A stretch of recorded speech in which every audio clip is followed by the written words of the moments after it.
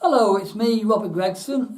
There's a series of videos I've put on here, I've been saying this a lot, to help the beginner on basically learning to play keyboards for the first time.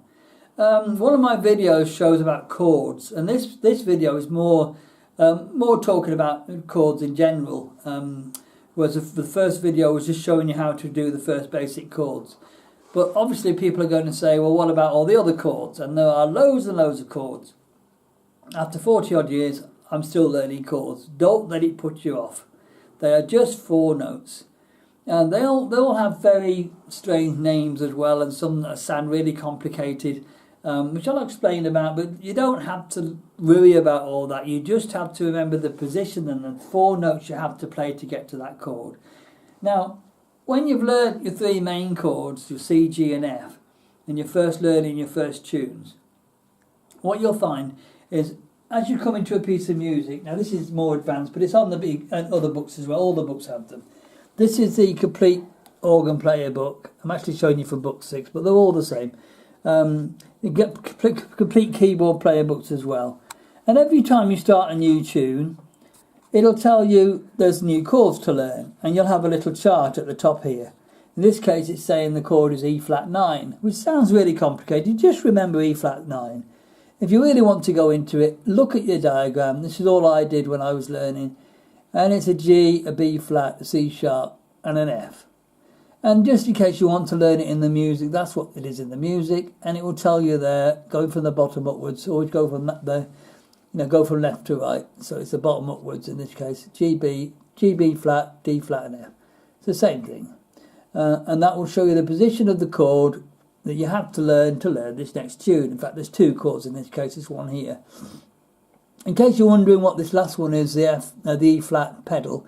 It's when it's because it's the organ book. It's if you're using pedals, you'd use the E flat pedal, and that's telling you what the note is on the pedals. But if you're using a keyboard without pedals, don't worry. Just ignore that bottom bit and just look at the top bit. Because this is the organ player book. You can get keyboard player books, but if you've got the organ player book, you just ignore the pedal bit and just play the notes, just play the left-handed notes like that. But mainly just look at the diagram and remember the position. And if you really get stuck with these books, this is why I like them so much. There's a diagram at the back of another one. You'll have a chord chart at the back of all the books showing you all the chords you've learnt so far in the series of books. So they'll all be in here, and there's page after page, so you can refer to any of these. It's about the chords. Now, there's a few little rules you need to understand about chords in general. Most of the time, there's lots of different chords. You've got G6s, blah, blah, blah, all ones. But some chords are actually the same chord, which sounds weird. So you might have something like we'll show you on the B flat 6. That's a good example. If you look at that, it's F, G, B flat and D, and it's saying it's a chord of B flat 6. So when you come to the keyboard down here,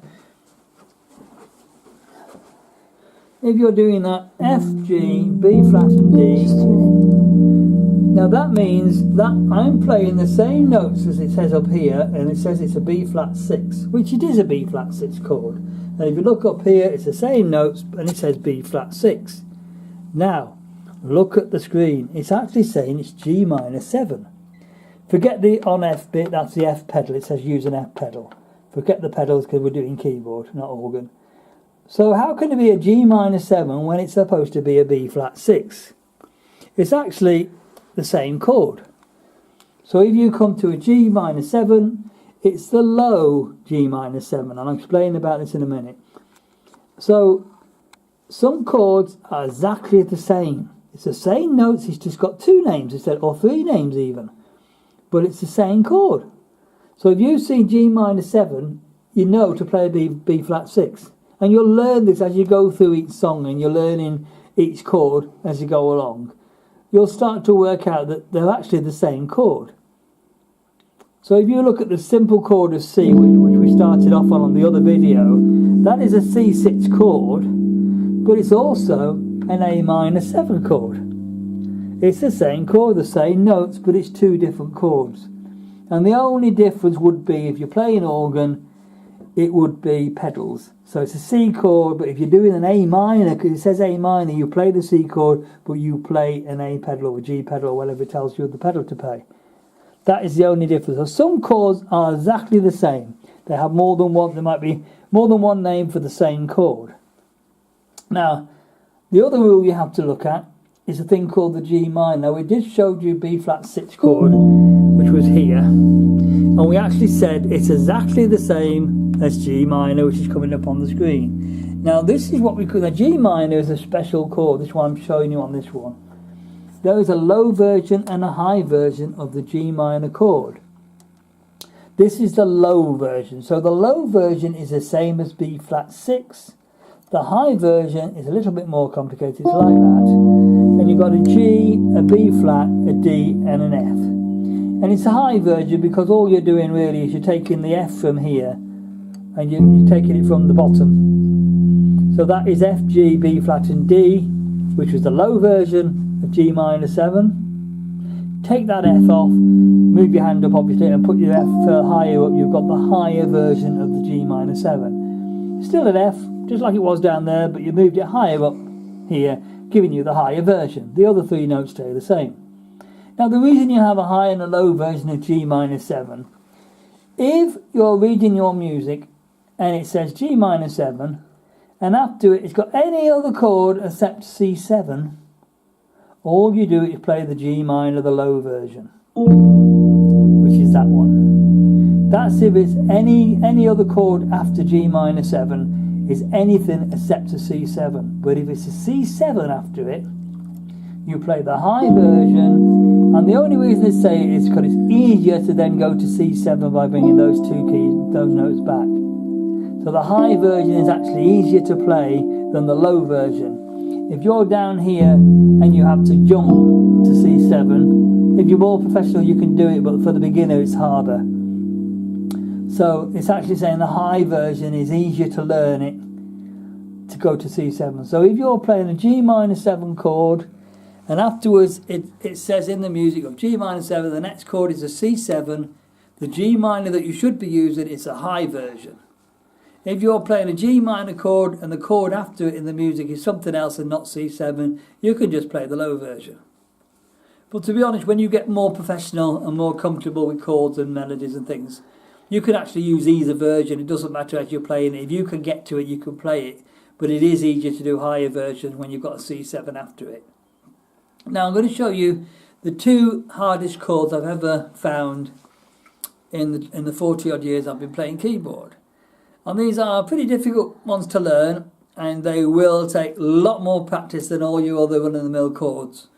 And all I'm doing with these chords is remembering the position on the keyboard. I don't even bother looking at the bass notes, the left-handed notes. I just look at the position on the keyboard. That does it for me. Now, the harder versions, they take a lot longer to learn, and there's only 2 of them. I've only come across 2 really difficult chords. The rest you do learn as you're going along. And they do take a few weeks to master, but these will take a few months to master. Especially this first one I'm going to show you. Now don't get scared. It's just 4 notes. So every chord, nearly every chord is 4 notes. There are some 3-note chords, but most of them are 4 notes. But just because it's got complicated names, they're just 4 notes. And this is called E flat major 7. And it's really a tricky chord to learn. And if you look down here, I'm just going to start you off by showing you the 3 chords we saw on the other video. You've got C, F and G, which I've explained on the other video. Now all your chords tend to end on that F. You don't tend to play those last 4 notes.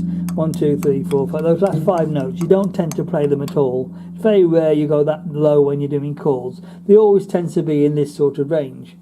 But all of a sudden, this E flat major 7, you're having to go to this D sharp or E flat, and it's actually that one,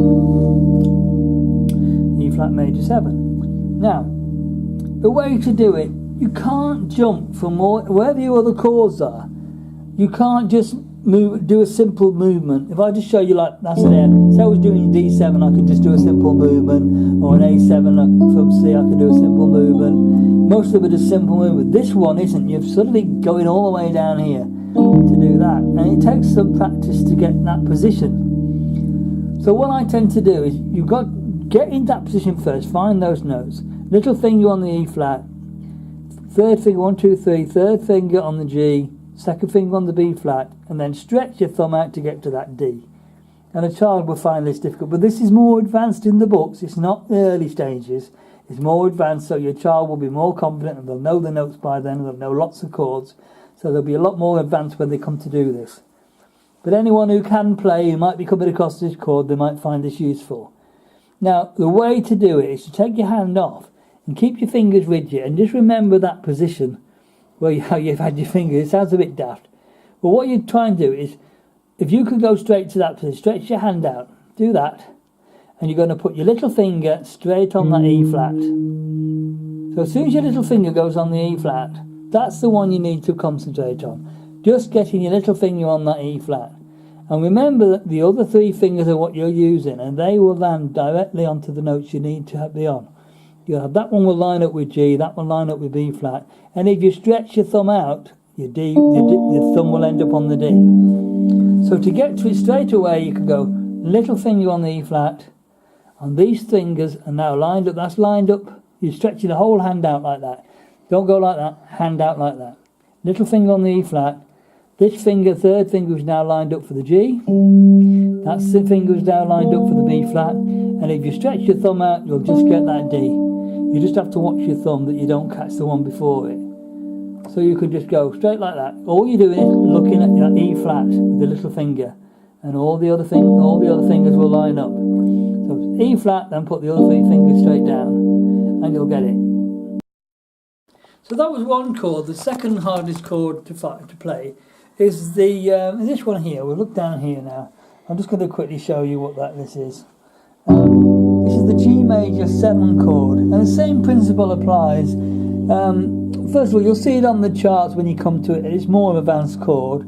It's G with the little finger, B with the third finger along, second finger on the D, and stretch your thumb out again to get to the F sharp. Now the way to do it is the same thing again. Stretch your hand out, but instead of your little finger touching the E flat this time, put your little finger on the G and aim for that. And your other fingers will be lined up. Your third finger will be lined up on the B. Your second finger will be lined up on the D. And if you stretch your thumb again, you'll get the F sharp. And that way you'll get your G major 7 chord. And it's the same procedure as last time, but instead of moving your little finger onto the E flat, you're moving it onto G first, and your other three fingers are lined up on the other three notes. And that will give you the G major 7 chord. Now then, that is the two chords that I find are the hardest chords in 40 years of playing keyboard. All the rest you'll learn as you go along, step by step. And there are about 6 books in the series. Sometimes there's a few more, but 6 books is about standard. And you'll probably find that when you get to book 3, you're more or less there. You've learnt a lot of the tunes, you know your notes, you know how to read music, you're used to chords. And you'll learn all these chords, but as you get more advanced, these 2 chords do crop up. And even if you go on to other books and you're just learning normal tunes after that, these chords will appear, so they're well worth learning. So enjoy yourself and have fun. Bye bye.